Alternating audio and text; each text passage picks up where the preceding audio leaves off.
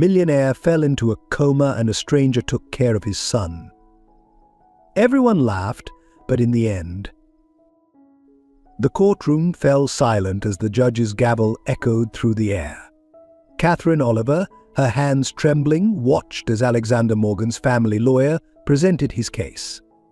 Across the aisle, Alexander lay motionless in a hospital bed, wheeled in for this crucial hearing. 7-year-old Matthew, caught in the middle, sat quietly, his eyes darting between the woman who had become his surrogate mother and the father he barely knew. Catherine's heart raced as she realized everything she had come to love might slip away in an instant. The past year flashed before her eyes: a tragic accident, an unexpected connection, and a love that defied all odds. As the judge leaned forward to deliver the verdict, Catherine closed her eyes, silently praying for a miracle. Before we get into the story, comment below where in the world you are watching from today, and if you like this story, don't forget to subscribe. 1 year earlier, the lives of 3 individuals were on vastly different trajectories, unaware of the profound ways they would soon intersect. Alexander Morgan stood at the floor-to-ceiling windows of his penthouse office, overlooking the bustling streets of New York City. At 35, he was the epitome of success, a self-made millionaire with a thriving tech company. His sharp features and perfectly tailored suit exuded confidence and power. Yet, as he gazed at the city below, a flicker of emptiness crossed his steel-gray eyes. On his desk, a framed photo lay face down, a reminder of what he'd lost. It was a picture of Emily, his wife, holding their newborn son, Matthew. Emily had died in a car accident 3 years ago, leaving Alexander a widower and single father. Since then, he'd thrown himself into his work, building walls around his heart as high as the skyscrapers that surrounded him. A soft knock on the door interrupted his thoughts. "Mr. Morgan, your son's school is on line 1. They say it's urgent." Alexander sighed, pinching the bridge of his nose. Another call about Matthew acting out, no doubt. He picked up the phone, his voice clipped and businesslike. "This is Alexander Morgan." Across town, in a small, colorful classroom, Catherine Oliver was kneeling next to a sobbing Matthew Morgan. Her gentle brown eyes were filled with concern as she stroked the boy's back, trying to calm him. At 32, Catherine had a warmth about her that drew children to her like moths to a flame. Her curly brown hair was pulled back in a messy bun, and paint stained her casual clothes, evidence of the art project that had been interrupted by Matthew's outburst. "It's okay, sweetie," she soothed. "Can you tell me what's wrong?" Matthew looked up at her, his blue eyes so like his father's brimming with tears. "I miss my mom," he whispered. "And Dad. He's never home. He doesn't care about me." Catherine's heart broke for the little boy. She'd seen too many children struggling with loss and neglect in her years of teaching. "Oh, Matthew," she said softly, "I'm sure your dad cares about you very much. Sometimes grown-ups don't know how to show it." As she comforted Matthew, Catherine couldn't help but think of her own pain. Her hand unconsciously went to her bare ring finger, where until recently a wedding band had sat. The divorce papers, waiting to be signed at home, felt like a weight on her shoulders. Richard, her soon-to-be ex-husband, had been her high school sweetheart. They'd married young, with dreams of a big family and a happy life. But as the years passed and Catherine failed to conceive, the dream had crumbled. Richard had grown distant, resentful. The arguments had become more frequent, more bitter, until finally he'd left, citing irreconcilable differences and leaving Catherine to pick up the pieces of her shattered life. But now, as she held Matthew, Catherine felt a familiar ache in her chest. The longing for a child of her own, the dream of motherhood that seemed to be slipping away with each passing year. The classroom door opened, and the school principal entered, a look of apology on her face. "Ms. Oliver, I'm sorry to interrupt. Mr. Morgan is on his way to pick up Matthew." Catherine nodded, helping Matthew to his feet. "Come on, sweetie. Let's get your things together." As they waited in the school office, Catherine couldn't help but feel a mix of curiosity and apprehension about meeting Alexander Morgan. She'd heard rumors about the wealthy, reclusive businessman, his brilliance, his coldness, his apparent disinterest in anything outside of his work. The click of expensive shoes on linoleum announced his arrival before Catherine saw him. Alexander Morgan strode into the office, his presence immediately filling the room. He was taller than Catherine had expected, with a chiseled jaw and penetrating eyes that seemed to assess everything in an instant. "Matthew," he said, his voice softer than Catherine had anticipated, "are you ready to go?" The little boy nodded, not meeting his father's eyes. Alexander's gaze fell on Catherine, a flicker of something curiosity, irritation, crossing his face. "Mr. Morgan," Catherine said, extending her hand. "I'm Catherine Oliver, Matthew's teacher." Alexander shook her hand briefly, his grip firm and impersonal. "MS, Oliver. I apologize for any disruption my son may have caused." Catherine felt a spark of indignation at his tone. "Matthew wasn't disruptive, Mr. Morgan. He's a wonderful boy who's dealing with a lot of complex emotions. Perhaps if we could schedule a parent-teacher conference to discuss." "That won't be necessary," Alexander cut her off. "I'm sure you're very competent, MS Oliver, but I have people who handle Matthew's education and well-being."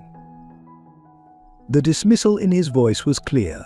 Catherine watched as he ushered Matthew out of the office, the little boy's shoulders slumped in defeat. She felt a surge of protectiveness, coupled with frustration at Alexander's coldness.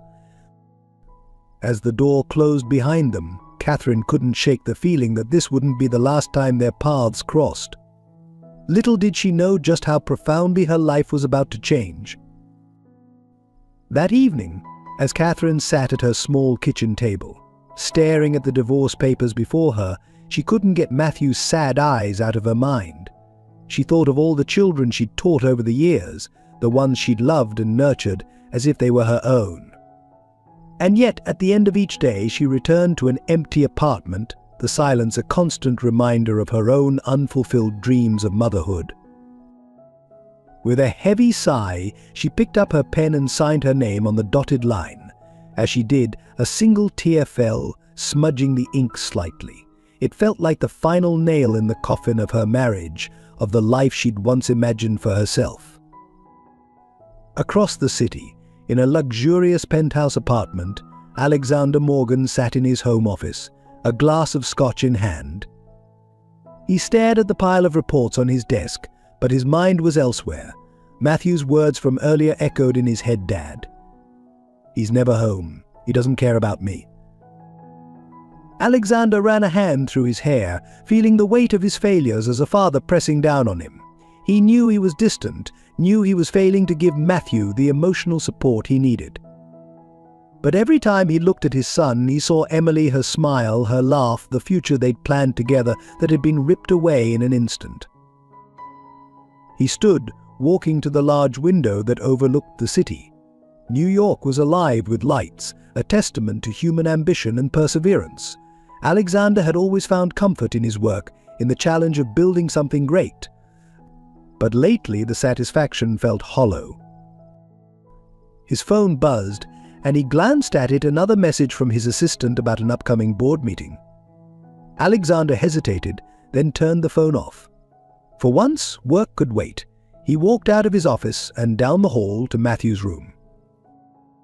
Pausing at the door, he took a deep breath before knocking softly. "Matthew, can I come in?" There was a moment of silence before a small voice replied, "Okay." Alexander entered the room, his heart clenching at the sight of his son curled up on the bed, clutching a framed photo of Emily. He sat on the edge of the bed, feeling awkward and out of place in this room filled with toys and childhood mementos. "I'm sorry about today," Alexander said softly. "I know I haven't been the father you deserve." Matthew looked up at him, his eyes wide with surprise at this unexpected vulnerability. "You're always working," he said quietly. "Don't you like being with me?" The question hit Alexander like a physical blow. "Oh, Matthew," he said, his voice thick with emotion. Of course I like being with you. I love you more than anything in this world. I'm not very good at showing it." For a moment they sat in silence, the weight of unspoken grief and longing hanging between them. Then, hesitantly, Alexander reached out and pulled Matthew into a hug. The boy stiffened at first, then melted into his father's embrace, tears soaking into Alexander's expensive shirt. As he held his son, Alexander made a silent vow to do better, to be the father Matthew needed. He didn't know how, exactly, but he knew he had to try. For Matthew's sake, and for the memory of Emily. Little did Alexander know that fate was about to intervene, setting in motion a chain of events that would challenge everything he thought he knew about love, family, and what truly matters in life. The lives of Alexander, Matthew, and Catherine were on a collision course, and the impact would leave none of them unchanged. The morning dawned crisp and clear, a perfect New York spring day. Alexander Morgan, true to his word, had taken the day off to spend time with Matthew. They were driving through the city, headed to the zoo, a rare father-son outing that had Matthew practically bouncing in his seat with excitement. Alexander couldn't help but smile at his son's enthusiasm. It had been too long since he'd seen Matthew this happy. As they stopped at a red light, he glanced in the rearview mirror, catching Matthew's eye. "Having fun, champ." Matthew nodded eagerly. "Can we see the penguins first, Dad? And then the lions?" "Sure thing," Alexander replied, feeling a warmth in his chest that he hadn't experienced in years. Maybe he could do this fatherhood thing after all. The light turned green, and Alexander pressed the accelerator. They were halfway through the intersection when it happened. A screech of tires, a blaring horn, and then the sickening crunch of metal on metal. Alexander had just enough time to look to his right and see the delivery truck barreling towards them before everything went black. On the sidewalk, Catherine Oliver watched in horror as the truck slammed into the sleek black car. She'd been on her way to school, lost in thought about the parent-teacher conferences scheduled for that afternoon. The sound of the crash jerked her back to reality, and before she knew what she was doing, she was running towards the wreckage. "All 911," she shouted to a stunned bystander, her teacher's instinct for taking charge kicking in. As she approached the mangled car, her heart stopped. Through the shattered window, she could see a small, familiar face. "Matthew," she gasped. With trembling hands, she reached for the door handle, praying it would open. By some miracle, it did. Matthew was unconscious, a thin line of blood trickling from his forehead, but he was breathing. "Matthew, sweetie, can you hear me?" Catherine called softly, careful not to move him. A low groan from the driver's seat caught her attention. She leaned in further and recognized Alexander Morgan, slumped over the steering wheel. He was in much worse shape than Matthew, his face bloody and his breathing labored. "Mr. Morgan," Catherine said, her voice shaking. "Help is on the way. Just hang on, okay?" In the distance, sirens wailed, growing louder with each passing second. Catherine stayed with them, talking softly, offering what comfort she could until the paramedics arrived and gently pulled her away. Everything after that was a blur. The flashing lights of ambulances and police cars, the controlled chaos of the emergency response team, the murmur of gathering onlookers. Catherine watched as Matthew and Alexander were carefully extracted from the wreckage and loaded into separate ambulances. A paramedic approached her. "Are you family?" Catherine hesitated. I'm Matthew's teacher. I don't think they have any family in the city."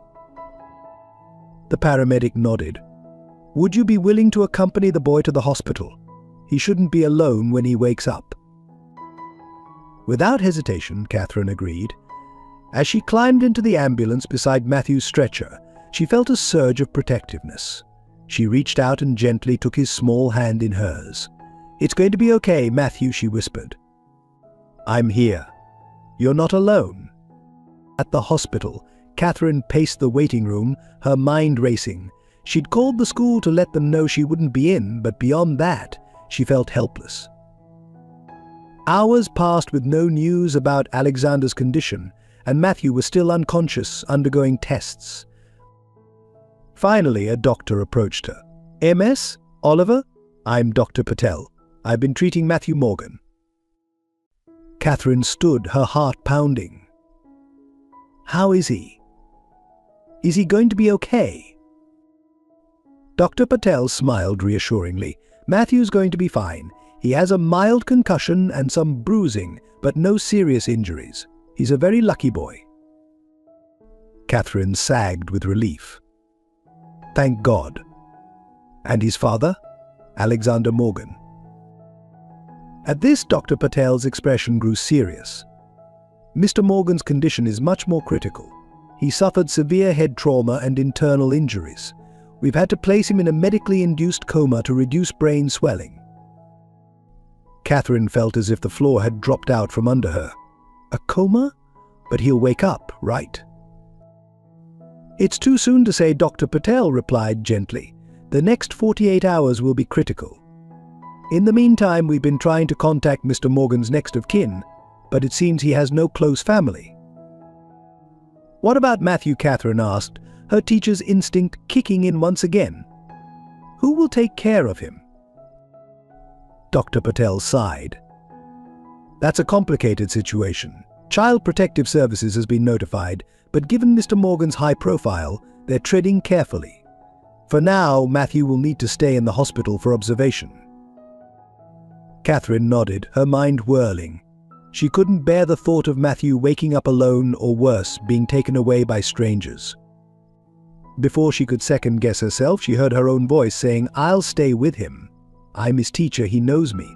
I can take care of him until Mr. Morgan recovers. Dr. Patel looked surprised but not displeased. That's very kind of you, MS Oliver. Let me speak with the hospital administration and CPS. It's an unusual situation, but it might be the best solution for now. As the doctor walked away, Catherine sank into a chair, stunned by her own impulsive offer. What was she thinking? She had a job, responsibilities. She was in the middle of a divorce, for heaven's sake. How could she possibly take on the care of a traumatized 7-year-old? But then she thought of Matthew's sweet face, of the sadness in his eyes that day in her classroom. She thought of him waking up, confused and frightened, in a hospital room. And she knew with a certainty that surprised her that she'd made the right decision. Hours later, Catherine sat by Matthew's bedside, holding his small hand as he slowly stirred awake. His eyes fluttered open, confusion and fear evident in his gaze. MS. Oliver, he mumbled, his voice hoarse. I'm here, Matthew, she said softly, squeezing his hand. You're in the hospital, but you're going to be okay. Matthew's eyes filled with tears. Where's my dad? Is he dead? Catherine's heart broke at the terror in his voice. No, sweetie, your dad's not dead. He's hurt and the doctors are taking care of him. He has to sleep for a while to get better. Like Sleeping Beauty, Matthew asked, a glimmer of hope in his eyes. Catherine couldn't help but smile, something like that. And while he's sleeping, I'm going to take care of you. Is that okay? Matthew nodded, tightening his grip on her hand. Will you stay with me? Of course, Catherine replied, feeling a surge of protectiveness. I'm not going anywhere. As Matthew drifted back to sleep, Catherine looked out the window at the New York skyline. She had no idea what the coming days and weeks would bring, but she knew one thing for certain: her life would never be the same again. The days following the accident blurred together in a whirlwind of hospital visits, paperwork and sleepless nights. Catherine found herself thrust into a role she had never anticipated, balancing her teaching duties with caring for Matthew and making daily trips to the hospital to check on Alexander's condition. It wasn't easy. The school had been understanding, allowing her to take a leave of absence, but Catherine's savings were quickly dwindling. She'd moved into Alexander's penthouse apartment to care for Matthew, a decision that left her both awed by the luxury and uncomfortable with the constant reminders of a life she didn't belong to. Matthew, for his part, was struggling. Nightmares plagued his sleep, and he often woke up crying for his father. Catherine would hold him, her heart breaking as she whispered reassurances she wasn't sure she believed herself. 1 month after the accident, Catherine sat in Dr. Pell's office, listening intently as he updated her on Alexander's condition. "There's been some improvement in his brain activity," Dr. Patel explained, pointing to a series of scans. "But I have to be honest, Miss Oliver. The longer Mr. Morgan remains in a coma, the less likely it is that he'll make a full recovery." Catherine felt a lump form in her throat. "What does that mean for Matthew?" Dr. Pell's expression softened. "It means we need to start considering long-term care options for both Mr. Morgan and Matthew. Have you given any thought to what might happen if—" He didn't finish the sentence, but Catherine understood. If Alexander didn't wake up, if Matthew became an orphan. I don't know," Catherine admitted, her voice barely above a whisper. "Matthew's grandparents passed away years ago. There's no other family. I've been looking into Alexander's will, but it's all so complicated." Dr. Patel nodded sympathetically. These situations are never easy. "But Ms. Oliver, I have to say, what you're doing for Matthew is extraordinary. Not many people would step up like this for a student." Catherine managed a small smile. "He's a special boy. I couldn't bear the thought of him being alone." As she left the hospital that day, Catherine's mind was racing. She had grown to love Matthew deeply over the past month. The thought of him being taken away, placed in foster care, or with distant relatives who didn't know him, was unbearable. But could she really consider taking on the role of his guardian? She was still healing from her own failed marriage, still grappling with the grief of her infertility. Was it fair to Matthew to take on such a responsibility when she was still so broken herself? Lost in thought, Catherine almost didn't notice the sleek black car pulling up beside her until the window rolled down. "Ms. Oliver," a crisp voice called out. Catherine turned, surprised to see a well-dressed woman in her 50s looking at her with keen interest. "But—" "Yes," Catherine replied cautiously. "My name is Victoria Hawthorne. I represent the Morgan family's interests. I was hoping we could have a word." Intrigued and slightly wary, Catherine agreed, following Victoria to a nearby cafe. As they settled into a quiet booth, Victoria got straight to the point. "Ms. Oliver, I'll be blunt. The situation with young Matthew Morgan is becoming complicated. Mr. Morgan's board of directors is growing concerned about the company's future, and there are vultures circling, looking to take advantage of his absence." Catherine frowned. "What does this have to do with Matthew?" Victoria sighed. "Everything, I'm afraid. Matthew is Alexander's sole heir. If Alexander doesn't recover control of the company, and all its assets will eventually pass to Matthew. There are those who would seek to manipulate that situation for their own gain." A chill ran down Catherine's spine. "Are you saying Matthew is in danger?" "Not physically, no, but his future, his inheritance, his father's legacy, all of that is at risk." Victoria leaned forward, her gaze intense. "Ms. Oliver, I've been watching you. The way you've cared for Matthew, the sacrifices you've made, it's clear you have his best interests at heart." Catherine shifted uncomfortably. "I'm just doing what anyone would do." Victoria shook her head. "No, you're not. You're doing something extraordinary, which is why I have a proposition for you." Catherine's heart began to race. "What kind of proposition?" "Become Matthew's legal guardian," Victoria said simply. "Not just temporarily, but permanently.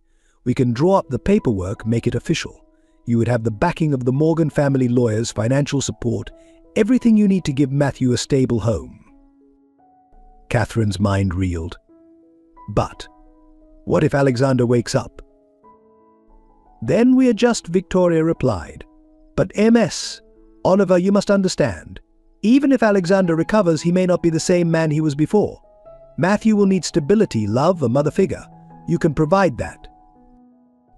The word mother hit Catherine like a physical blow. All her dreams of motherhood, long buried under the pain of infertility and divorce, came rushing back.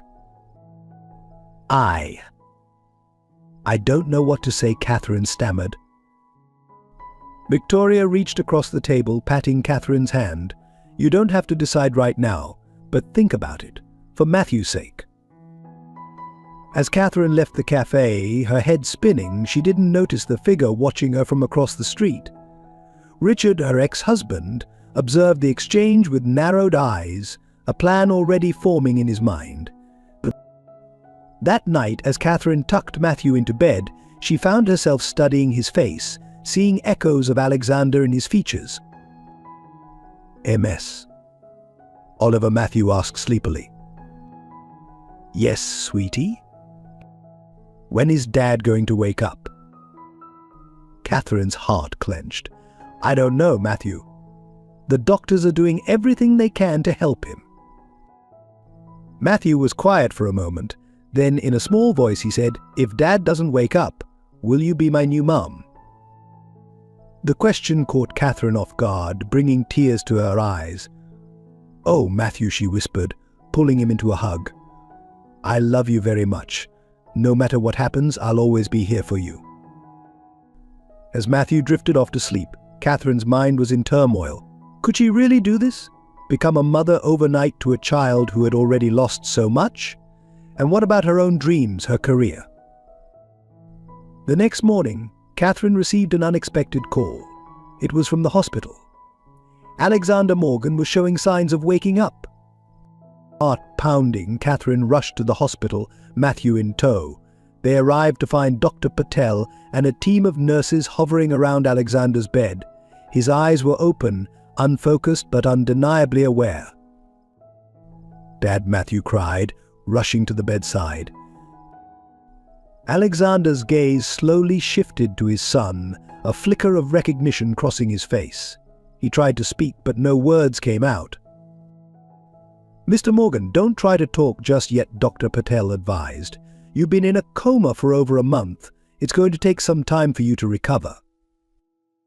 Catherine stood back, watching the reunion with a mixture of joy and an unexpected pang of loss.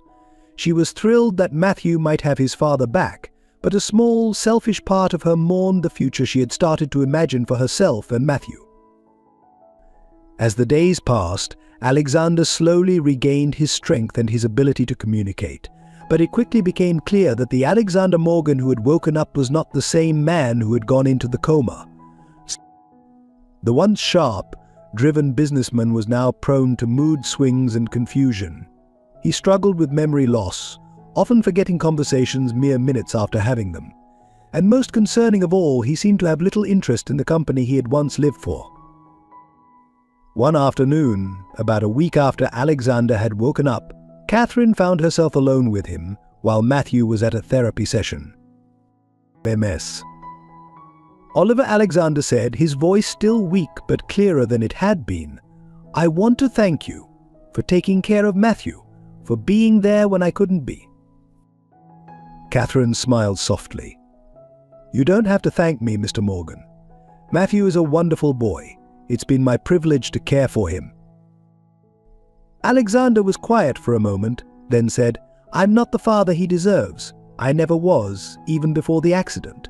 And now he gestured vaguely at himself, frustration evident in his expression. "Mr. Morgan, you can't blame yourself," Catherine started, but Alexander cut her off. "Please call me Alexander," he took a deep breath. "MS, Oliver, Catherine, I have a favor to ask of you. A big one." Catherine's heart began to race, remembering Victoria Hawthorne's proposition. "What is it?" "I want you to continue caring for Matthew," Alexander said, his gaze intense. "Not just while I recover, but permanently, as his guardian." The world seemed to tilt on its axis. "Alexander, are you sure? You've only just woken up. You might feel differently in a few weeks, once you've had more time to recover." Alexander shook his head. "I've never been more certain of anything. I've watched you with Matthew. You're the mother he needs, the mother he deserves. I can't be the father he needs right now, maybe not ever again, But with you, he has a chance at a real family." Tears welled up in Catherine's eyes. It's a huge decision, Alexander. I don't know if I'm ready for this kind of responsibility."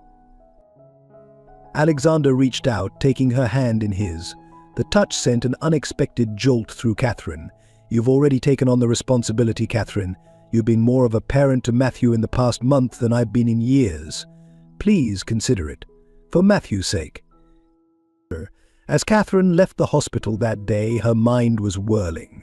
She had come to love Matthew deeply, it was true, and the idea of being his mother, of having the family she had always dreamed of, was tempting beyond belief. But could she really do this?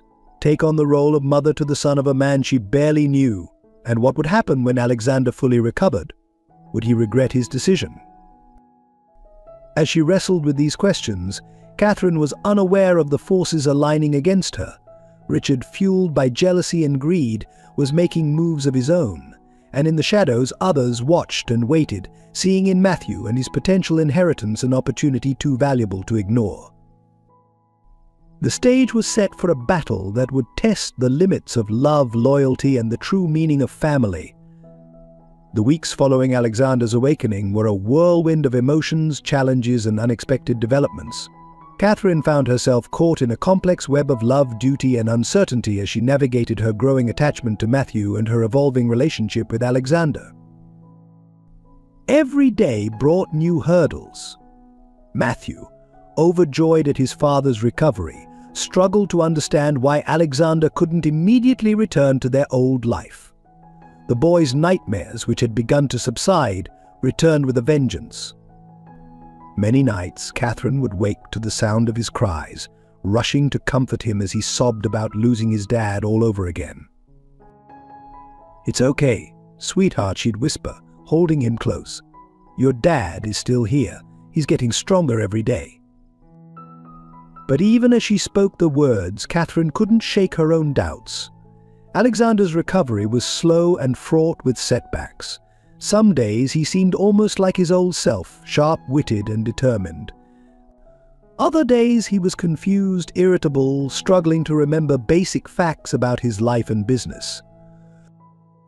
Dr. Patel had warned them that traumatic brain injuries were unpredictable.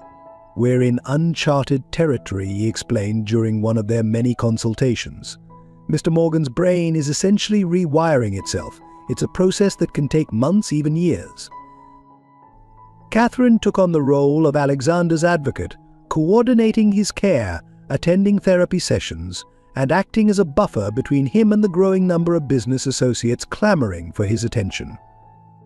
It was exhausting, but she felt a sense of purpose in the work, a connection to Alexander that grew stronger with each passing day. One afternoon, about 2 months after the accident, Catherine sat with Alexander in the hospital's small garden. He had progressed enough to take short walks, and they had fallen into a routine of afternoon chats while Matthew was at his art therapy session. "I received another call from the board today," Alexander said, his voice tinged with frustration. "They're pushing for a decision on interim leadership." Catherine nodded sympathetically. "What did you tell them?" Alexander sighed, running a hand through his hair, a gesture so reminiscent of the old Alexander that it made Catherine's heart ache. "The truth, that I'm not ready, that I might never be ready to return to that life." There was a moment of silence as they both absorbed the weight of his words. Catherine had suspected for weeks that Alexander was losing interest in the cutthroat world of business he had once thrived in, but this was the first time he had admitted it so plainly. "What will you do?" she asked softly. Alexander turned to look at her, his blue eyes intense. "I don't know. But Catherine, I do know one thing. Whatever happens with the company, with my recovery, I want you to be a part of our lives. Matthew's and mine." Catherine felt her breath catch. "Alexander, I..."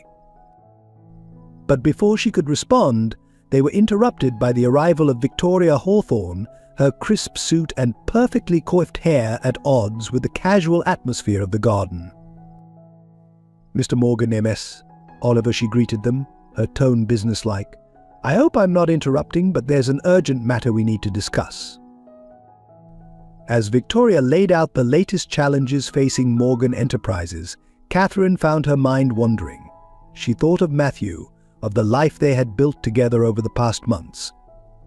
She thought of Alexander, of the gentle, vulnerable man who had emerged from the driven businessman she had first met, and she thought of herself, the woman who had entered this situation as a teacher doing her duty, and now found herself contemplating a future she had never imagined. Later that evening, as Catherine tucked Matthew into bed, the boy looked up at her with serious eyes. "MS. Oliver," he said, his voice small, "are you going to leave us when Dad gets better?" The question hit Catherine like a physical blow. "Oh, Matthew," she said, sitting on the edge of his bed and pulling him close. "Why would you think that?" Matthew snuggled into her embrace. "Because that's what always happens. People leave. Mom left, and then Dad was always working, and now." His voice trailed off, but Catherine understood. In his short life, Matthew had already experienced so much loss and uncertainty. Her heart broke for him, and in that moment she made a decision. "Matthew, look at me," she said gently, waiting until his blue eyes met hers. "I want you to listen very carefully. I love you. I love you so much. And no matter what happens, whether your dad gets better tomorrow or it takes a long time, I will always be here for you. Always. Do you understand?" Matthew nodded, a small smile breaking through his tears. "I love you too, MS. Oliver," he whispered. As Catherine held him, feeling his breathing even out as he drifted off to sleep, she felt a sense of peace settle over her. Whatever challenges lay ahead, whatever complications arose, she knew in her heart that this love, this family they were building was worth fighting for. But even as Catherine found certainty in her love for Matthew and her growing feelings for Alexander, forces beyond her control were aligning to challenge everything she held dear. Across town, in a dimly lit bar, Richard nursed a whiskey, his mind churning with bitterness and schemes. He had been watching Catherine from afar, seething as he saw her build the life with Matthew that she had never been able to have with him. The life he had denied her in his own selfishness and fear. "Another," he growled at the bartender, who eyed him warily but complied. As Richard downed his drink, a man in an expensive suit slid onto the stool next to him. "Rough day?" the stranger asked, his tone casual but his eyes sharp. Richard snorted. "Rough life. What's it to you?" The man smiled, extending his hand. "Gerald Hawthorne. And I think you and I might be able to help each other, Mr. Carter." Richard's eyes narrowed. "How do you know my name?" Gerald's smile widened. "I make it my business to know things, Mr. Carter. Especially when those things might be useful to me. Tell me, how would you like to get back at your ex-wife and become a very wealthy man in the process?" As Gerald outlined his plan, Richard felt a thrill of excitement mixed with a twinge of guilt. What he was contemplating was wrong, he knew that, but the promise of wealth, of revenge against the woman who had moved on so easily without him, it was intoxicating. "I'm in," Richard said finally, shaking Gerald's hand. "What's our first move?" Gerald's eyes glinted in the dim light of the bar. "First, we need to create some doubt. Plant some seeds that will make everyone question whether Catherine Oliver is really the saint she appears to be." As Richard and Gerald plotted, neither of them noticed the woman sitting in a shadowy corner of the bar, listening intently to every word. Emily Morgan, long presumed dead, felt her heart race as she realized the danger facing her son and the woman who had become his surrogate mother. She had stayed hidden for years, believing it was the only way to protect Matthew from the enemies she had made in her investigations into Morgan Enterprises' less-than-legal activities. But now, hearing the schemes being laid against Catherine and, by extension, Matthew, she knew she could stay in the shadows no longer. As Emily slipped out of the bar, her mind was racing. She had a lot of work to do and very little time. Catherine Oliver had protected Matthew when Emily couldn't. Now it was time for Emily to return the favor and protect them both. The stage was set for a confrontation that would shake the foundations of the fragile family Catherine, Matthew, and Alexander had begun to build. Love, loyalty, and the very definition of family would be tested in ways none of them could have imagined. As the weeks turned into months, Catherine found herself settling into a routine that both thrilled and terrified her. She had taken a leave of absence from her teaching position, dedicating herself fully to Matthew's care and Alexander's recovery. The penthouse that had once felt like an alien landscape now bore the marks of her presence: colorful children's artwork on the fridge, well-worn paperbacks scattered on side tables, the scent of home-cooked meals lingering in the air. Matthew was thriving under her care. His nightmares had become less frequent, and he was slowly regaining the carefree joy that had been absent since the accident. Catherine's heart swelled every time she saw him laugh or witnessed a small triumph, a good grade on a test, a new friend made at school, a nightmare-free night. One sunny Saturday morning, as Catherine was making pancakes, Matthew's favorite, she heard the boy's excited shout from the living room. "Dad, you're here." Catherine turned to see Alexander standing in the doorway, looking stronger than she had seen him in months. He was leaning on a cane, but his posture was straight, his eyes clear and alert. "Good morning," Alexander said, his gaze meeting Catherine's with an intensity that made her breath catch. "I hope I'm not intruding." "Never," Catherine replied, feeling a blush rise to her cheeks. "You're always welcome here. It's your home, after all." Alexander shook his head slightly. "No, Catherine, it's our home now. Yours, Matthew's, and mine if you'll have me." The weight of his words hung in the air between them, full of promise and uncertainty. Before Catherine could respond, Matthew tugged on Alexander's sleeve. "Dad, Miss Oliver made pancakes. Do you want some? She makes them way better than the chef used to." Alexander laughed, a sound that Catherine realized she had sorely missed. "I'd love some, champ, if MS. Oliver doesn't mind setting a place for one more." As they sat down to breakfast, Catherine couldn't help but marvel at how right it felt, the three of them together, sharing a meal, laughing at Matthew's jokes. It felt like family in a way she had always dreamed of, but never truly believed she'd experience. But even as Catherine reveled in the warmth of their growing bond, she couldn't shake a niggling sense of unease. Alexander's recovery, while remarkable, was far from complete. There were still days when he struggled with memory lapses and mood swings. And hovering over everything was the uncertain future of Morgan Enterprises and the question of Matthew's guardianship. These concerns came to a head one evening when Catherine received an unexpected visit from Victoria Hawthorne. The lawyer's usually impeccable appearance was slightly disheveled, her eyes tight with worry. "MS. Oliver, we have a problem," Victoria said without preamble. "There's been a challenge to your guardianship of Matthew." Catherine felt her heart drop. "What? From whom?" Victoria hesitated, then said, "Your ex-husband, Richard Carter. He's filed a petition claiming that you're an unfit guardian due to your emotional instability following your divorce." The words hit Catherine like a physical blow. "That's ridiculous. Richard and I have been divorced for over a year. He's never shown any interest in children, let alone in Matthew's welfare." Victoria nodded sympathetically. "I know, and we'll fight this. But Catherine, you need to be prepared. This could get ugly. They'll dig into your past, your finances, everything. Are you ready for that kind of scrutiny?" As Victoria laid out the legal battle ahead, Catherine's mind reeled. She thought of Matthew, of the trust and love they had built. She thought of Alexander, still vulnerable in his recovery. And she thought of her own past, the pain of her infertility, the messy divorce, the financial struggles she'd faced. Could she withstand having all of that exposed in a courtroom? But then she remembered Matthew's words from months ago. "Are you going to leave us?" She had promised him then that she would always be there, no matter what. She couldn't break that promise now. "I'll do whatever it takes," Catherine said firmly. "Matthew is my priority. I won't let Richard or anyone else take him away." Victoria nodded, a glimmer of respect in her eyes. "Good, because I have a feeling this is just the beginning.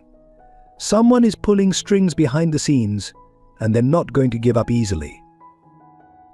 As Victoria left, Catherine sank onto the couch, her head in her hands. She jumped slightly when she felt a hand on her shoulder, looking up to see Alexander standing there, concern etched on his face. "I heard everything he said softly. Catherine, I'm so sorry. This is all because of me, because of my family's wealth and position. If you want to walk away, I'd understand." Catherine stood, facing Alexander. In that moment, seeing the vulnerability and fear in his eyes, she realized something that had been growing in her heart for months. "Alexander," she said, her voice steady despite the tears threatening to fall, "I'm not going anywhere. Matthew is my son now in every way that matters. And you," she took a deep breath, "you become so much more to me than just Matthew's father. Whatever we're facing, we'll face it together." Alexander's eyes widened, a mix of hope and disbelief crossing his face. Slowly giving her every chance to pull away, he leaned in and kissed her. It was a gentle kiss full of promise and shared understanding. When they parted, Alexander rested his forehead against hers. Together he whispered. As they stood there, finding strength in each other's embrace, neither of them noticed the figure watching from the street below. Emily Morgan lowered her binoculars, a mix of emotions playing across her face. She was grateful that Matthew had found love and stability with Catherine, but she knew that her son's happiness and Catherine's was in grave danger. "It's time," Emily murmured to herself. "Time to come back from the dead." The next morning, as Catherine prepared Matthew for school, trying to maintain a sense of normalcy, despite the legal storm brewing, she received a call from an unknown number. MS. Oliver, a woman's voice said, "My name is Emily Morgan. I need to meet with you immediately. It's about Matthew's safety." Catherine felt her world tilt on its axis once again.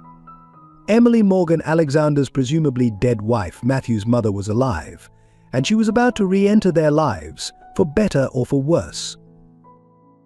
As Catherine agreed to the meeting, her mind raced with questions and fears. How would this affect Matthew? What would it mean for her relationship with Alexander? And most importantly, what danger was Emily talking about? Little did Catherine know that this phone call was just the first in a series of events that would test her love, her courage, and her very definition of family in ways she could never have imagined. Catherine's heart raced as she approached the nondescript cafe where Emily had arranged their meeting. She had told Alexander she was running errands, hating the deception but knowing she needed to understand the situation before involving him.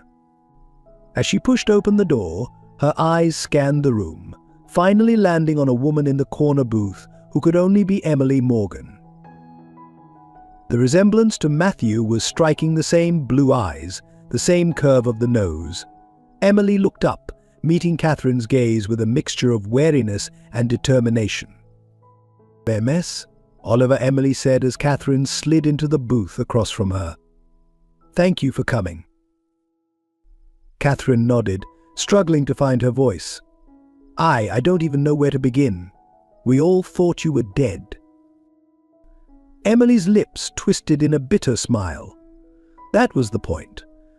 I'm sorry for the deception, but at the time I believed it was the only way to protect Matthew and Alexander." "Protect them from what?" Catherine asked, leaning forward. Emily took a deep breath. "From the people who are now targeting you. MS. Oliver, what do you know about Morgan Enterprises' business dealings?" Catherine frowned. "Not much, to be honest. Alexander doesn't talk about work much since the accident." "That's probably for the best," Emily said. "The less you know, the safer you are. But the fact is, Morgan Enterprises isn't just a tech company.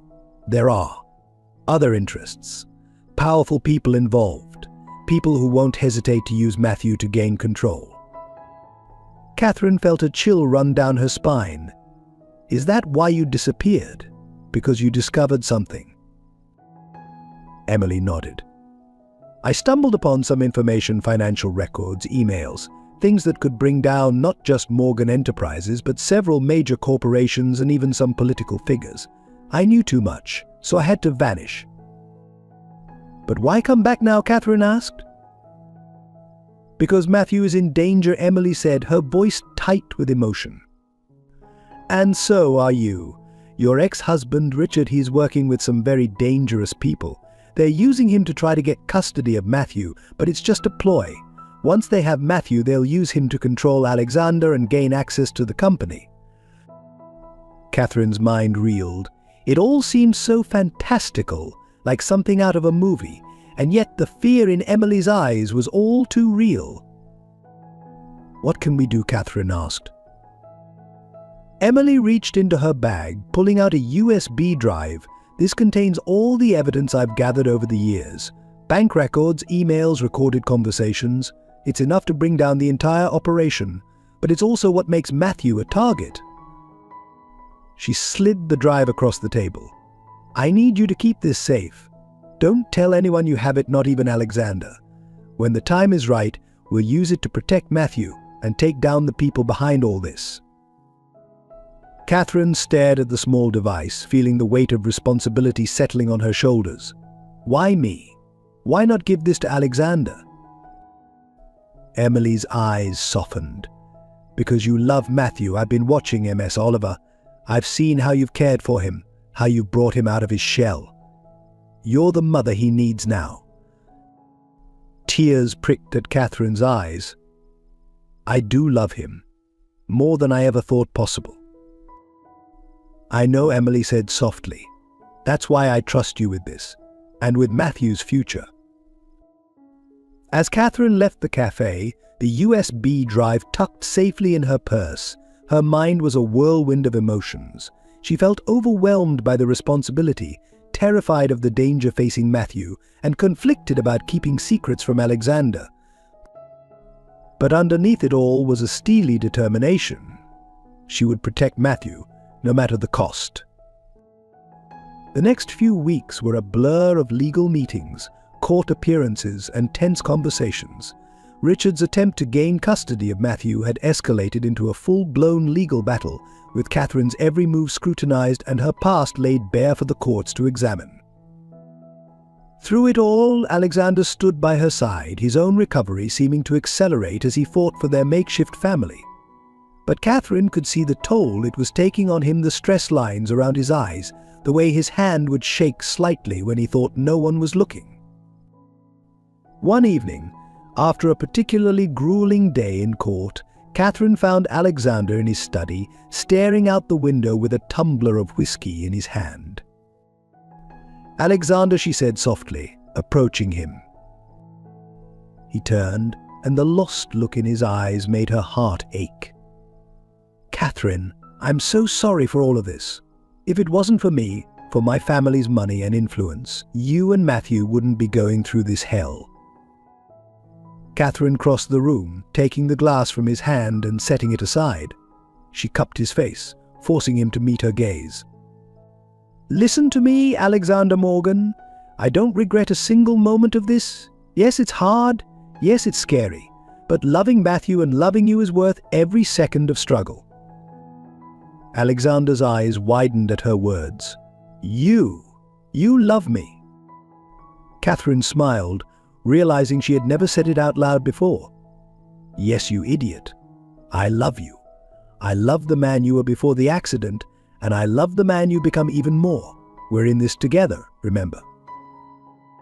Alexander pulled her close, burying his face in her hair. I love you too, he whispered. I don't know what I'd do without you. As they stood there, drawing strength from each other, Catherine thought of the USB drive hidden in her dresser drawer. She hated keeping secrets from Alexander, but Emily's warning echoed in her mind. The less he knew, the safer he was. Little did they know that their moment of peace was about to be shattered. Across town, Richard sat in a dimly lit room with Gerald Hawthorne, listening as the older man outlined the next phase of their plan. It's time to turn up the heat, Gerald said, his voice cold.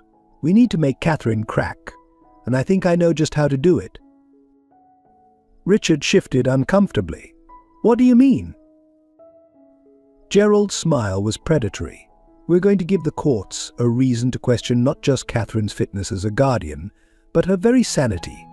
By the time we're done, she'll be lucky if she's allowed supervised visitation with Matthew, let alone custody." As Gerald laid out the details of his scheme, Richard felt a twinge of doubt. This was going further than he had ever intended. But the promise of wealth and the bitter taste of jealousy silenced his conscience. "Okay," he said finally. "What do you need me to do?" Back at the penthouse, Catherine tucked Matthew into bed, her heart full as she listened to him chatter excitedly about his day. "And then in art class we made sculptures out of clay," Matthew said, his eyes shining. "I made a family, you, me, and Dad. Can we put it on the mantel when it's finished?" Catherine smiled, smoothing his hair back. "Of course we can, sweetheart. I can't wait to see it." As she turned off the light and quietly closed Matthew's door, Catherine sent up a silent prayer. "Please," she thought, "let us win this. Let me keep this precious boy safe." But even as she made her way back to Alexander, Catherine couldn't shake the feeling that their battles were far from over. The worst, she feared, was yet to come. The morning dawned grey and dreary, matching Catherine's mood as she prepared for another day in court. The custody battle had been dragging on for weeks, each day bringing new challenges and emotional turmoil. As she stood in the kitchen, mechanically preparing Matthew's lunch, she felt Alexander's arms wrap around her from behind. "It's going to be okay," he murmured, pressing a kiss to her temple. "We're going to get through this." Catherine leaned back into his embrace, drawing strength from his presence. "I know," she said, trying to inject confidence into her voice. "I just wish it was over." As they dropped Matthew off at school, Catherine's heart clenched at the worry in the boy's eyes. He was too young to fully understand what was happening, but he knew enough to be scared. "Remember, sweetheart," Catherine said, kneeling to look him in the eye, "no matter what happens, I love you. We all love you. That's never going to change." Matthew nodded, throwing his arms around her in a tight hug before running off to join his friends. Catherine watched him go, fighting back tears. The courthouse was a flurry of activity as Catherine and Alexander arrived. Their lawyer, a sharp-eyed woman named Sarah Chen, met them at the entrance. "We've got a problem," Sarah said without preamble. "Richard's team has introduced new evidence. They're claiming Catherine has a history of mental instability." Catherine felt the blood drain from her face. "What? That's ridiculous." Sarah's expression was grim. "They've submitted medical records showing you were prescribed antidepressants during your divorce. They're painting a picture of a woman who's emotionally unstable and potentially a danger to Matthew." Alexander's hand tightened on Catherine's. "That's absurd.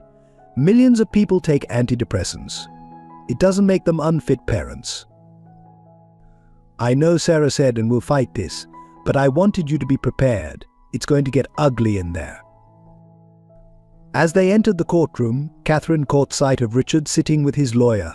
The smug look on his face made her blood boil. How dare he use her moment of vulnerability against her like this? The proceedings were a blur of legal jargon and pointed questions. Catherine felt as if she were on trial, her every decision and emotion scrutinized and twisted. When Richard's lawyer called her to the stand, she steeled herself for the onslaught. MS.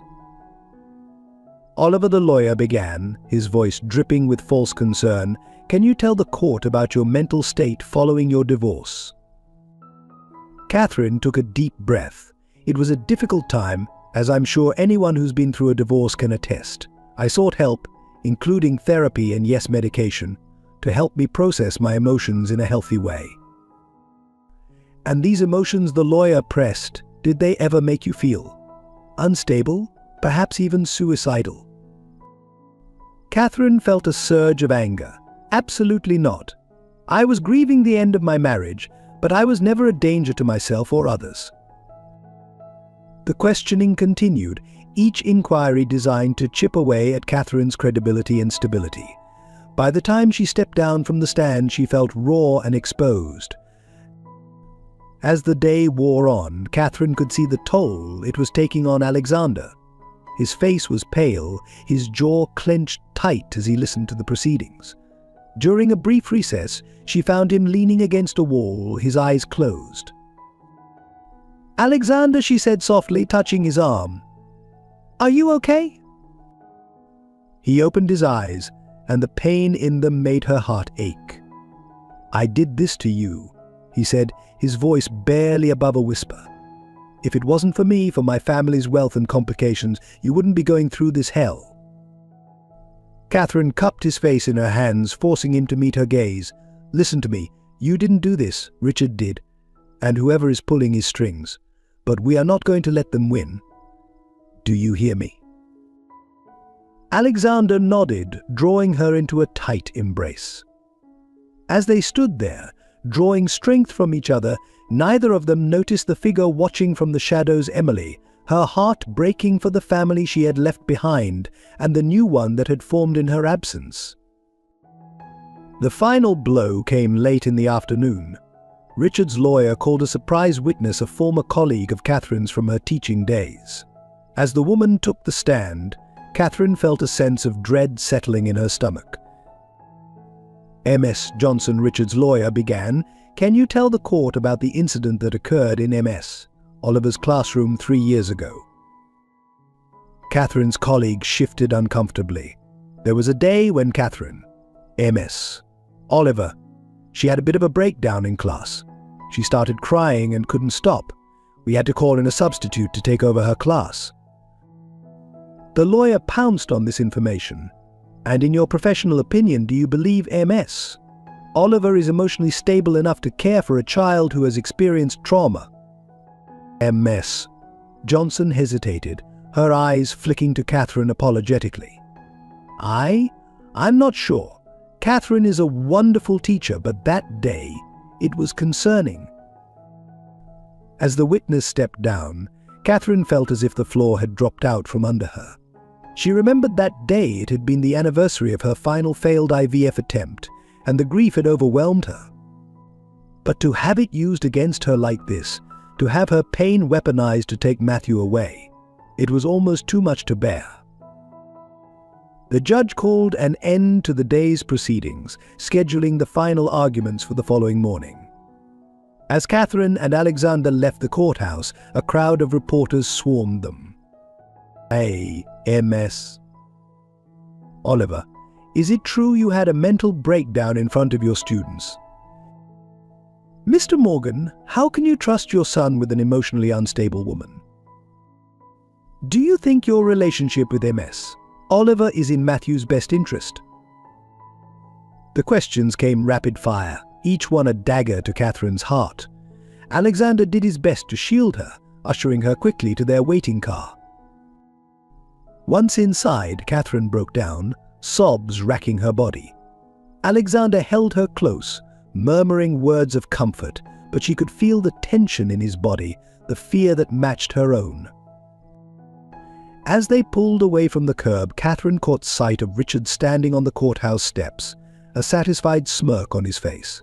In that moment, she felt a surge of despair. How could they possibly win against such a calculated attack? Back at the penthouse, they found Matthew waiting anxiously with his nanny. The moment he saw Catherine's tear-stained face, he ran to her, wrapping his small arms around her waist. "Don't cry, Miss Oliver," he said, his voice muffled against her shirt. "Everything's going to be okay. You'll see." Catherine knelt down, pulling Matthew into a proper hug. As she held him, she made a silent vow. No matter what happened in that courtroom, no matter what Richard and his cronies threw at her, she would not let them take this precious boy away. She would fight with every ounce of strength she had left. Later that night, after Matthew had gone to bed, Catherine sat on the balcony, staring out at the city lights. She felt Alexander's presence before she saw him, a comforting warmth at her back. "What are you thinking?" he asked softly, sitting beside her. Catherine was quiet for a long moment. "I'm thinking about the day I met Matthew, about how scared and alone he seemed, and I'm thinking about how far we've come, how much we've been through together." She turned to Alexander, her eyes shining with unshed tears and determination. "I can't lose him, Alexander. I won't." Alexander took her hand, bringing it to his lips. "We won't lose him. I promise you, Catherine. Whatever it takes, we're going to keep our family together." As they sat there, hand in hand, neither of them could have imagined the storm that was about to break over their heads, a storm that would test their love, their courage, and their very definition of family in ways they could never have anticipated. The morning of the final court hearing dawned with a sense of foreboding. Catherine and Alexander moved through their usual routine in tense silence, both acutely aware of how much hung in the balance. As they prepared to leave, Catherine knelt before Matthew, straightening his school uniform with trembling hands. "Remember, sweetheart," she said, forcing a smile, "whatever happens today, we love you. Nothing will ever change that." Matthew nodded solemnly, his young face etched with worry beyond his years. "I love you too, MS. Oliver, you and Dad both." The drive to the courthouse was fraught with unspoken fears. Catherine clutched Alexander's hand, drawing strength from his steady presence. As they approached the imposing building, a commotion near the entrance caught their attention. "What's going on?" Alexander murmured, leaning forward to peer through the car window. Their driver slowed, navigating through the growing crowd of reporters and onlookers. Suddenly, Catherine gasped, her grip on Alexander's hand tightening painfully. "It can't be," she whispered. There, standing on the courthouse steps, surrounded by a sea of flashing cameras, was Emily Morgan. Alexander's face drained of color. "Emily," he breathed, disbelief etched in every line of his face. As their car pulled to a stop, Emily turned, her eyes locking with Catherine's through the window. In that moment, an understanding passed between the two women, a shared love for Matthew, a mutual recognition of the stakes at play. "Alexander," Catherine said urgently, "whatever happens next, remember that I love you. I love you and Matthew more than anything in this world." Before he could respond, Catherine was out of the car, striding purposefully towards Emily. The reporters swarmed around them, shouting questions, but Catherine focused solely on the woman before her. "Miss Morgan," she said, her voice carrying clearly despite the chaos, "I think it's time we told the truth, don't you?" Emily nodded, a hint of a smile playing at her lips. "Yes, Mrs. Oliver, I believe it is." Together they turned to face the crowd, presenting a united front that sent shockwaves through the assembled press. Alexander joined them, his face a mask of confusion and hope. "Ladies and gentlemen," Emily began, her voice strong and clear, "my name is Emily Morgan. 3 years ago I was presumed dead. Today I'm here to set the record straight and to support Catherine Oliver in her bid for custody of my son, Matthew." A collective gasp went through the crowd, followed by a barrage of questions. Emily held up a hand, silencing them. "I've been in hiding, protecting my son from dangers that stemmed from my own investigations into corrupt business practices. During my absence, Catherine Oliver has been more than just a caregiver to Matthew. She has been the mother he needed. The mother I couldn't be."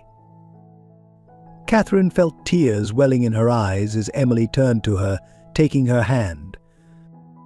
"Catherine," Emily continued, her voice softening, "I've watched you with Matthew. I've seen the love, the care, the unwavering support you've given him. You've healed wounds I left behind. And you've given him a stability I never could. That's why I'm here today, to support your claim for custody and to put an end to this painful charade." The courthouse erupted into chaos as Emily produced a file of documents, evidence of the conspiracy that had forced her into hiding, proof of Richard's involvement in the plot against Catherine, and a formal statement supporting Catherine's custody claim. As they made their way into the courtroom, Catherine caught sight of Richard, his face ashen as he realized his plans were crumbling around him. For a moment she felt a surge of vindictive satisfaction, quickly replaced by pity. But Richard had allowed his bitterness and greed to corrupt him, to turn him into someone she barely recognized. The hearing that followed was unlike anything Catherine had experienced. Emily's testimony sent shockwaves through the court, exposing the web of lies and manipulation that had been woven around the custody battle. Richard's lawyers scrambled to adapt, but it was clear their case was falling apart. Throughout it all, Catherine sat with Alexander's hand clasped tightly in hers, hardly daring to breathe. When the judge finally called for a recess to review the new evidence, Catherine felt as if she might collapse from the tension.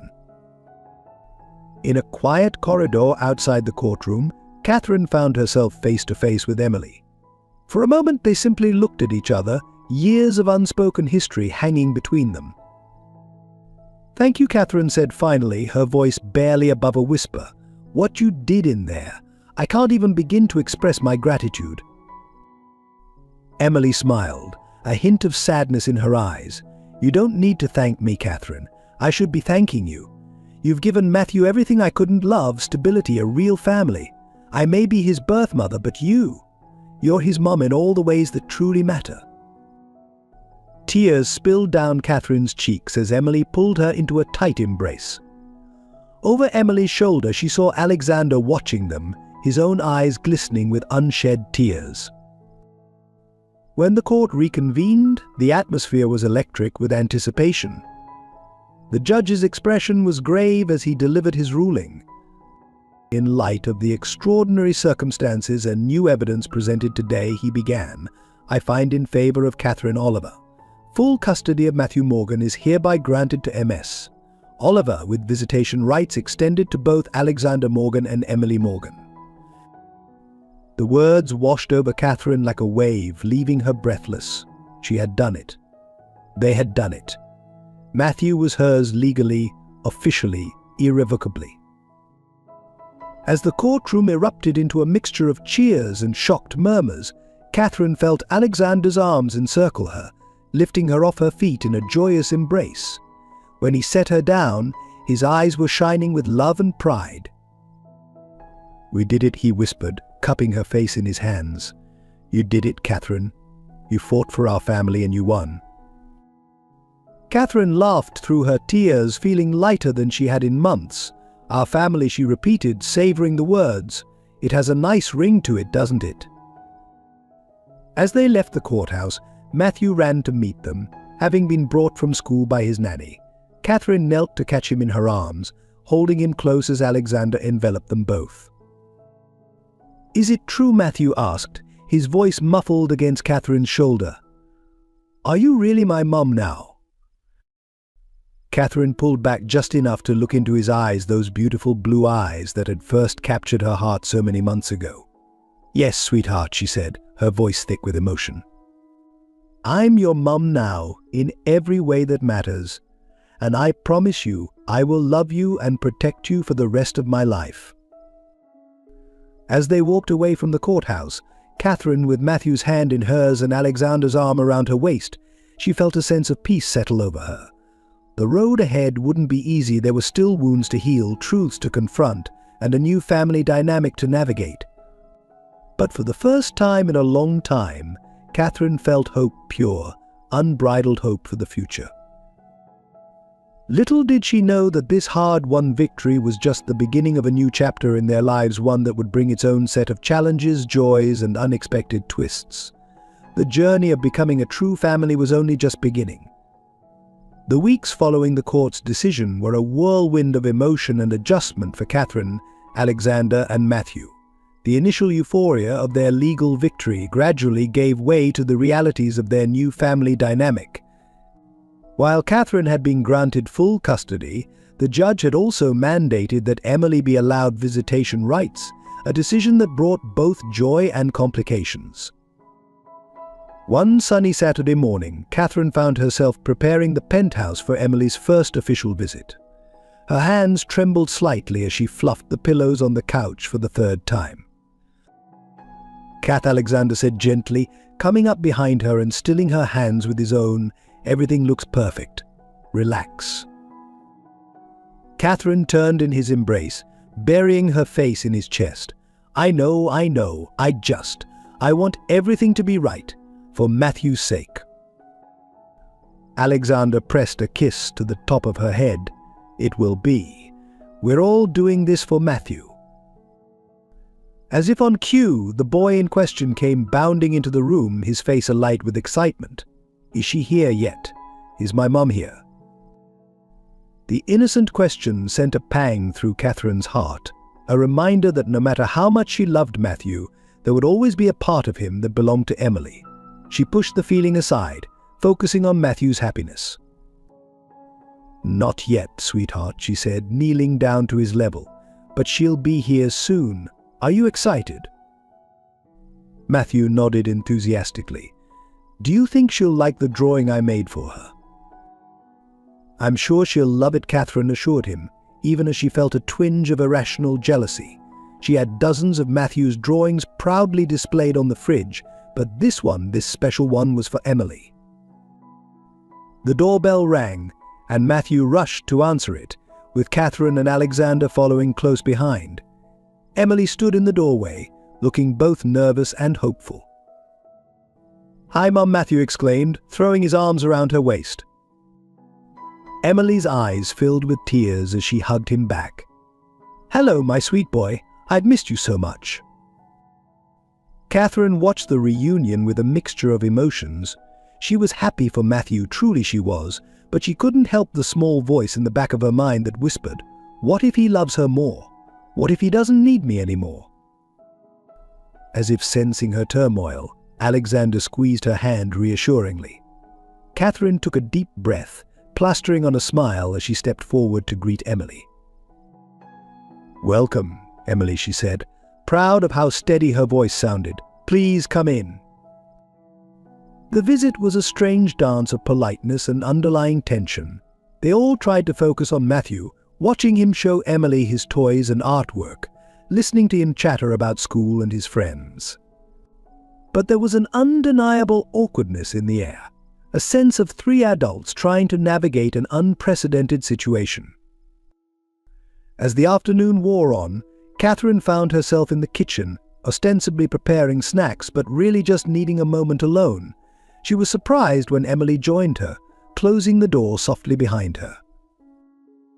Catherine, Emily said softly, I think we need to talk. Catherine nodded, steeling herself. Yes, I think we do. Emily took a deep breath. I want you to know how grateful I am for everything you've done for Matthew. You've been the mother he needed when I couldn't be there. And I don't want to disrupt that. Catherine felt tears pricking at her eyes. But you're his mother, his real mother. Emily shook her head firmly. No, Catherine. I gave birth to him, yes, but you're his real mother. You're the one who's been there for every skin knee, every nightmare, every triumph. That bond, it's something I can't replace, and I don't want to try. Catherine was stunned. But don't you want to be his mother? Of course I do, Emily said, her own eyes glistening. But I also want what's best for Matthew. And that's you, Catherine. You and Alexander and this life you've built together. I'm not here to take Matthew away from you. I'm here to be an addition. An extra person to love him, if you'll let me. The relief that washed over Catherine was so intense she felt her knees go weak. She gripped the counter for support, tears flowing freely now. Thank you, she whispered. You have no idea what that means to me. Emily stepped forward, hesitantly at first, then pulled Catherine into a hug. We're both Matthew's mothers now, she said softly. In different ways, perhaps, but both equally important. I hope we can find a way to be friends for his sake. As they embraced, Catherine felt a weight lift from her shoulders. The fear that had been gnawing at her since the custody battle ended. The fear of losing Matthew to his real mother began to dissipate. When they returned to the living room, Alexander and Matthew looked up, clearly surprised to see them together. Catherine smiled, feeling lighter than she had in weeks. "Matthew," she said, "how would you like it if your mum Emily came over for dinner once a week? That way you can spend time with both of us." Matthew's face lit up. "Really? Can we, Mum?" he asked, looking at both women.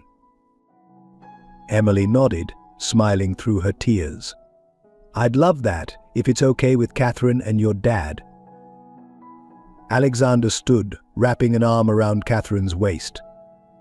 "I think that's a wonderful idea," he said, his voice warm with approval. As the day drew to a close and Emily prepared to leave, Catherine felt a sense of peace settle over her. This wasn't the family she had imagined for herself all those months ago when she first met Matthew, but it was beautiful in its own unique way. Later that night, as she and Alexander lay in bed, Catherine turned to him, her expression serious. "Are you really okay with all of this?" she asked, "with Emily being back in our lives?" But Alexander was quiet for a moment, then said, "It's not going to be easy. There's a lot of history there, a lot of pain.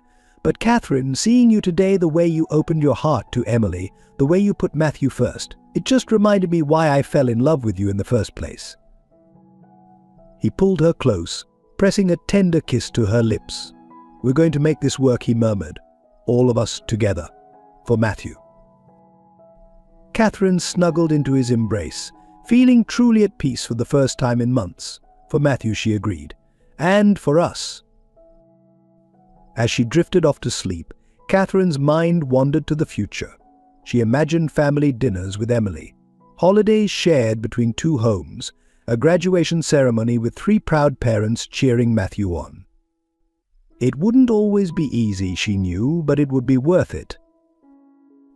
The next morning, Catherine woke to the sound of laughter. She padded out to the kitchen to find Alexander and Matthew attempting to make pancakes, flour dusting their clothes and faces. "Mum," Matthew exclaimed when he saw her, "we're making breakfast. Want to help?" Catherine's heart swelled at the word Mum, a title she now shared with Emily, but one that felt no less precious. "Of course, sweetheart," she said, joining them at the counter.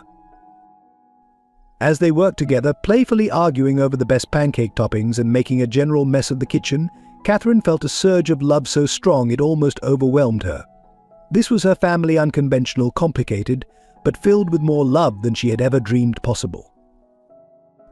Later that week, as Catherine helped Matthew with his homework, he looked up at her with a serious expression. "Mom," he said, "I have a question." "What is it, sweetie?" Catherine asked, setting aside the math worksheet. "Now that I have 2 moms and a dad," Matthew began, his brow furrowed in concentration, "does that mean I'm extra lucky?" Catherine felt tears spring to her eyes as she pulled Matthew into a tight hug. "Yes, my love," she whispered. "It means you're extra lucky, and so are we." As she held her son, for he was truly her son now, in every way that mattered, Catherine silently thanked whatever twist of fate had brought them together. Their journey had been filled with unexpected turns, heartache, and challenges, but it had led them here to a family bound not by blood but by choice and love. And really, Catherine thought as she pressed a kiss to Matthew's forehead, wasn't that the strongest kind of family there was? As the months passed, Catherine, Alexander, and Matthew settled into a new rhythm of life, one that included Emily as a welcome addition to their unconventional family. The initial awkwardness had given way to a tentative friendship between Catherine and Emily, bonded by their shared love for Matthew. One crisp autumn morning, as Catherine was preparing breakfast, she received an unexpected phone call. The caller ID showed a number she didn't recognize, but something compelled her to answer. "Hello," she said, balancing the phone between her ear and shoulder as she flipped pancakes. Catherine, the voice on the other end, was hesitant, familiar, and sent a chill down her spine. "It's Richard." The spatula clattered to the floor as Catherine's hand went slack with shock. "Richard? What? Why are you calling?" There was a long pause before Richard spoke again, his voice heavy with what sounded like regret. I wanted to apologize. For everything. The custody battle, the lies, all of it. I was in a dark place, and I let my bitterness and jealousy control me. Catherine's mind raced, trying to process this unexpected turn of events. Why now, she asked, her voice barely above a whisper. I've been in therapy, Richard admitted, trying to work through my issues, and I realized I owe you an apology. You and Matthew both. Before Catherine could respond, Alexander entered the kitchen, his brow furrowing with concern when he saw her expression. Kath, is everything okay? Catherine covered the mouthpiece of the phone.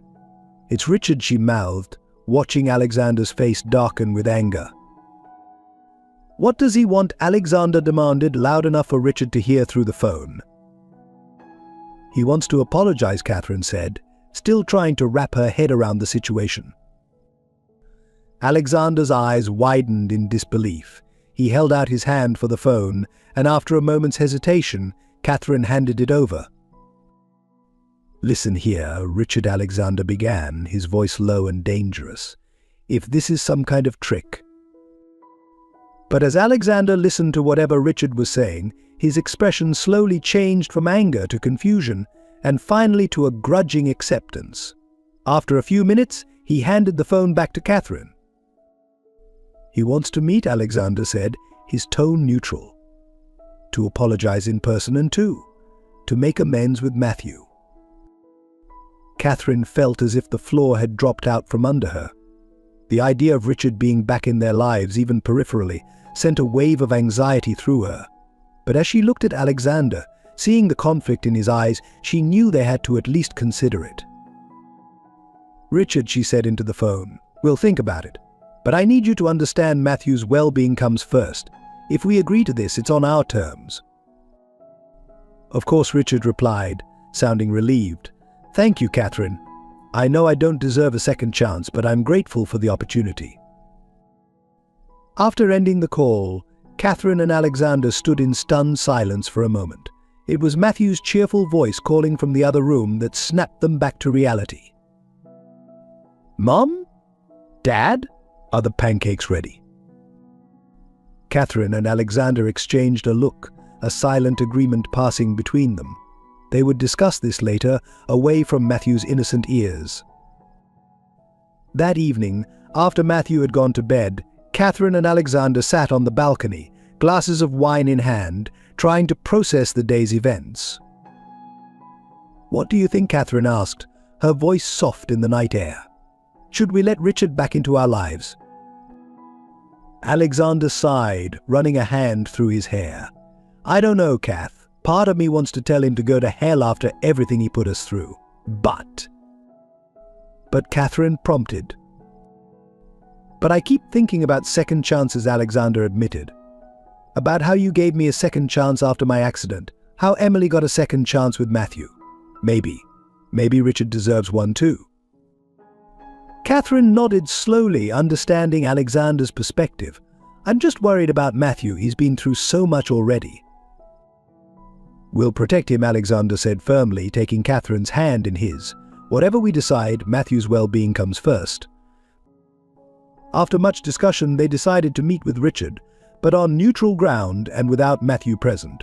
They also agreed to involve Emily in the decision-making process, recognizing that this affected her too. A week later, Catherine found herself sitting in a quiet cafe, Alexander by her side, watching Richard fidget nervously across the table.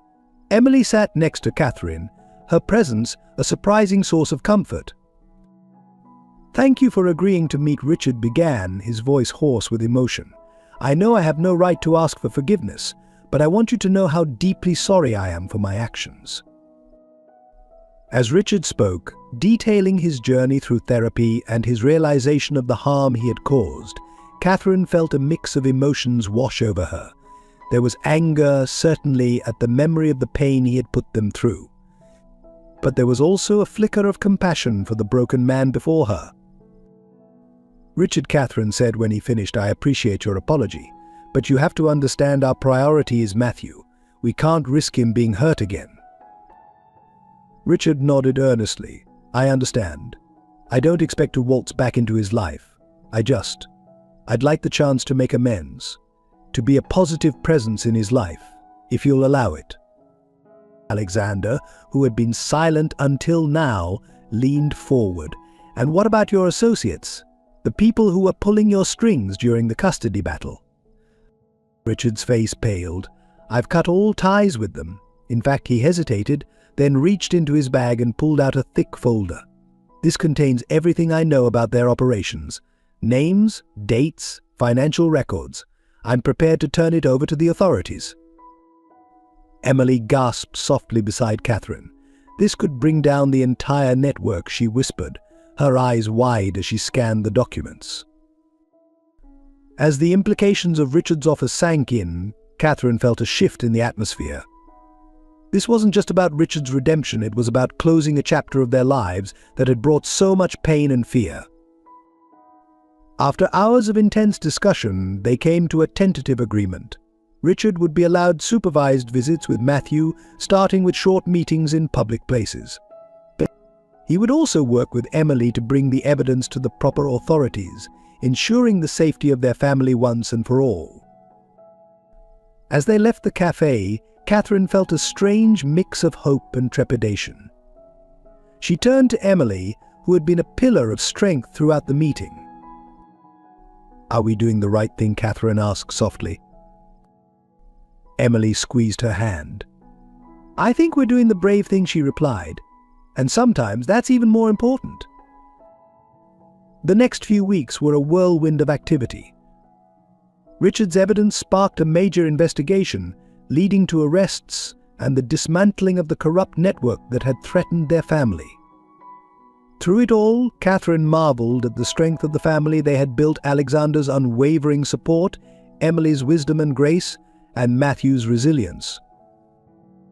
When the time came for Matthew's first meeting with Richard, Catherine was a bundle of nerves. They had chosen a local park, a place where Matthew felt comfortable and safe. As Richard approached, looking nervous but determined, Matthew looked up at Catherine, his small hand clutched in hers. "Mom," he said, his voice serious, "is that the man who tried to take me away from you?" Catherine knelt down, meeting Matthew's eyes. "Yes, sweetheart. But he's here because he wants to say sorry and try to make things right. Remember what we talked about? About forgiveness and second chances." Matthew nodded solemnly, "Like how you gave Dad a second chance after his accident." Catherine felt tears prick her eyes at Matthew's perceptiveness. "That's right, love. It's okay if you're not ready to forgive him yet. We'll be right here with you the whole time." As they watched Matthew cautiously approach Richard, Catherine felt Alexander's arm wrap around her waist. "We've come a long way," he murmured, pressing a kiss to her temple. Catherine leaned into his embrace, watching as Matthew listened to Richard's apology, his little face scrunched in concentration. "Yes," she agreed softly. "We have." And as she stood there, surrounded by the family she had fought so hard for, Catherine felt a sense of peace wash over her. Their journey had been far from easy, filled with unexpected twists and painful moments. But it had led them here to a place of love, forgiveness, and hope for the future. She didn't know what challenges tomorrow might bring, but Catherine knew one thing for certain: together they could face anything. 5 years had passed since that fateful day in the park when Richard had re-entered their lives.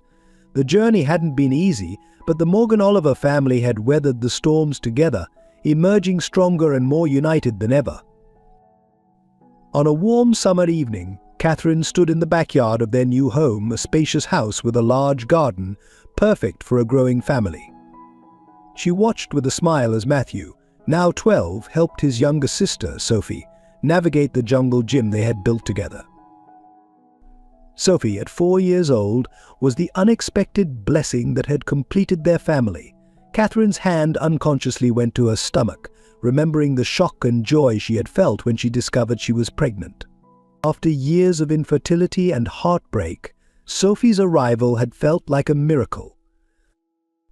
"Penny for your thoughts," Alexander's voice brought Catherine back to the present. He wrapped his arms around her from behind, resting his chin on her shoulder. Catherine leaned into his embrace, sighing contentedly, just thinking about how far we've come. Did you ever imagine our life would turn out like this? Alexander chuckled softly.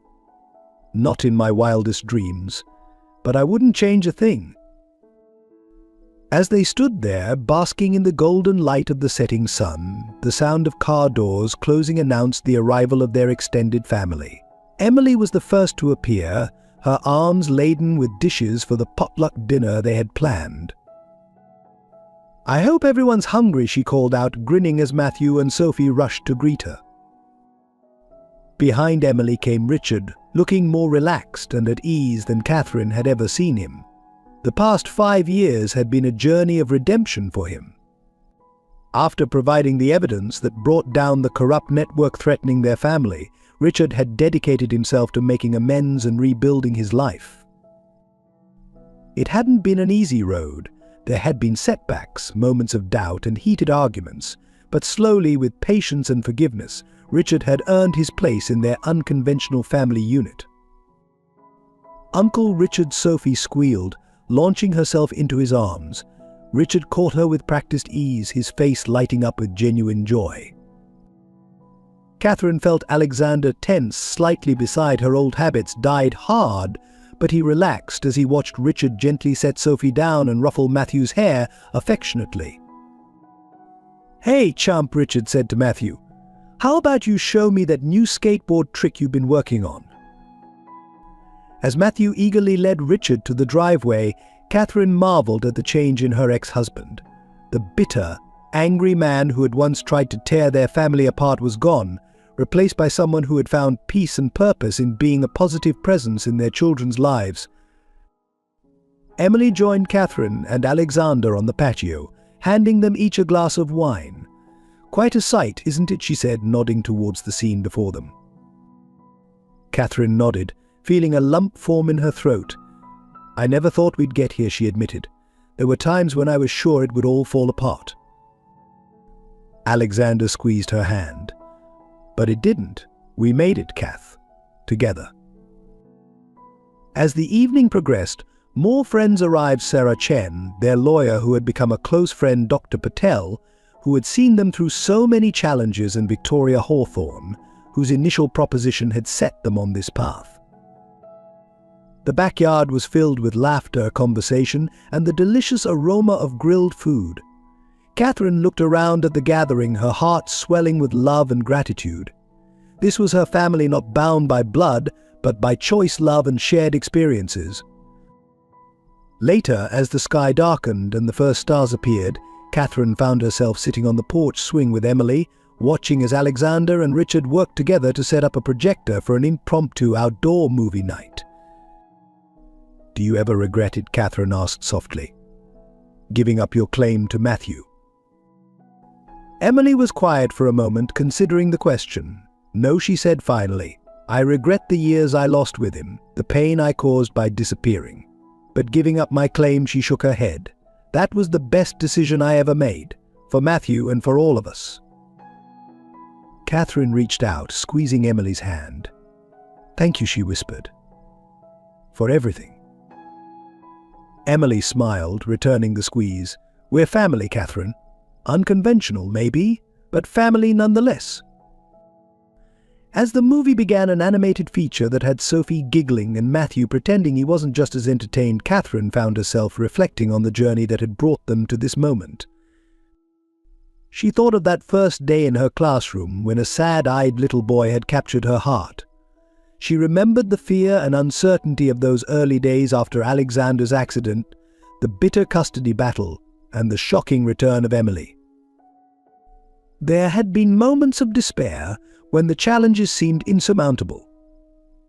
The day Richard had tried to take Matthew away, the night spent worrying about Alexander's recovery, the awkward first attempts at co-parenting with Emily. But for every difficult moment, there had been countless joys. Matthew's first "I love you," Mum, the day Alexander proposed, down on one knee in the hospital garden where they had spent so many afternoons. The indescribable happiness of holding Sophie for the first time, seeing the wonder in Matthew's eyes as he met his baby sister. As Catherine looked around at her family, Alexander, his arm draped casually over her shoulders, Matthew and Sophie, curled up together on a blanket, Emily and Richard, sitting comfortably side by side. And all their friends who had become like family, she felt a profound sense of peace and rightness. This was not the life she had imagined for herself all those years ago. It was messy and complicated, full of unexpected twists and turns, but it was also filled with more love than she had ever dreamed possible. The movie ended, but no one seemed in a hurry to leave. As the adults chatted and the children chased fireflies in the yard, Catherine slipped away to the kitchen to start on cleanup. She was surprised when Richard appeared beside her, dish towel in hand. "Let me help," he said, his tone leaving no room for argument. They worked in companionable silence for a few minutes before Richard spoke again. "I never properly thanked you, Catherine." She looked at him, puzzled. "For what?" "For giving me a second chance.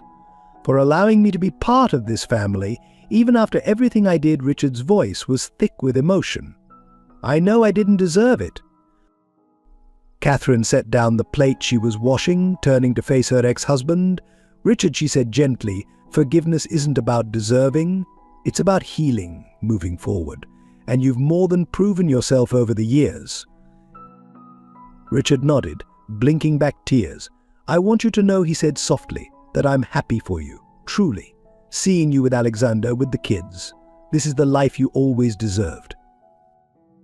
Catherine felt her own eyes well up. She reached out, squeezing Richard's arm. "Thank you," she whispered. "That means more than you know." As they returned to the backyard, Catherine's heart felt lighter.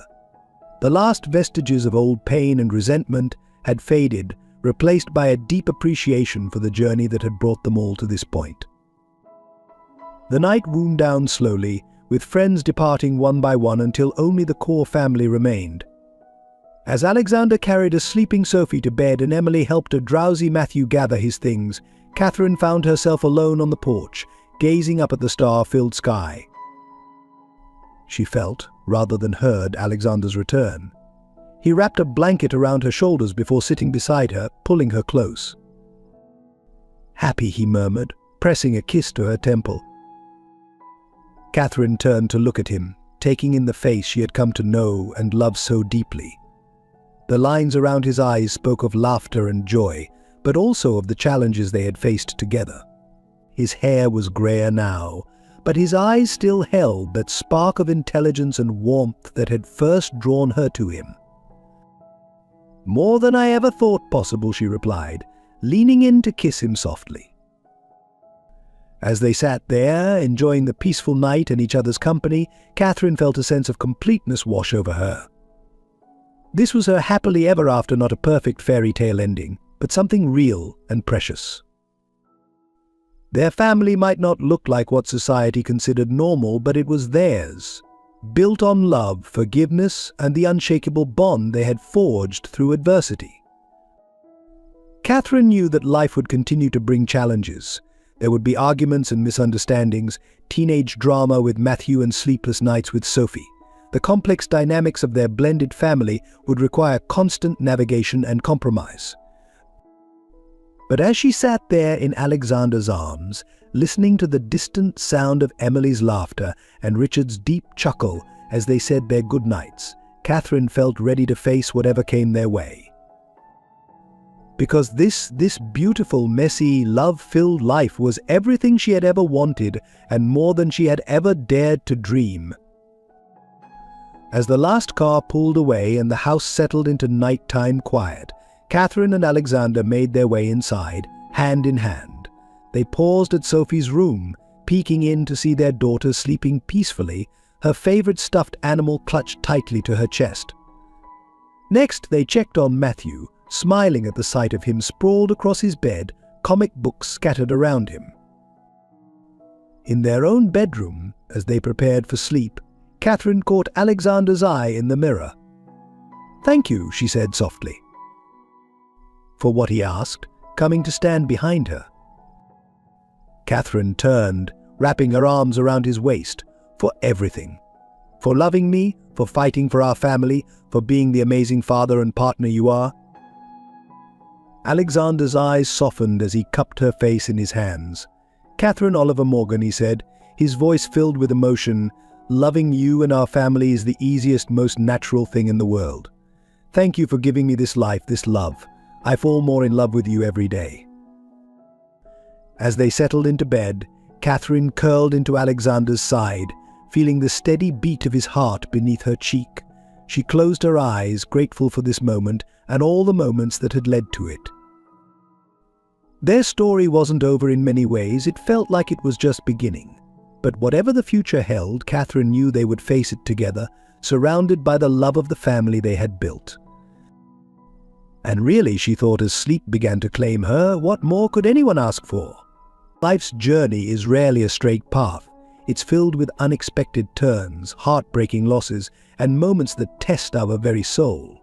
But it's in these challenges that we find our true strength and the capacity for love we never knew we had. Remember, family isn't always about blood. It's about the people who stand by you when the world crumbles, who believe in you when you've lost faith in yourself. It's about second chances, forgiveness, and the courage to open your heart even when it's been broken. To those who feel lost, alone, or that life hasn't turned out the way you planned, hold on. Your happily ever after might not look like the fairy tales, but it could be even more beautiful in its imperfection. Love can find you in the most unexpected places, healing can come from the most unlikely sources, and family can be formed in ways you never imagined. Like Catherine, Alexander, Matthew, Emily, and even Richard, your struggles and pain can become the foundation of something extraordinary. Your scars can become bridges to deeper connections. Your darkest moments can lead you to your brightest dawn. So don't give up.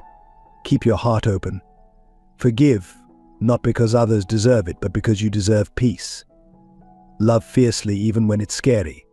And remember, the most precious families are often the ones we choose and fight for every day. Your story isn't over.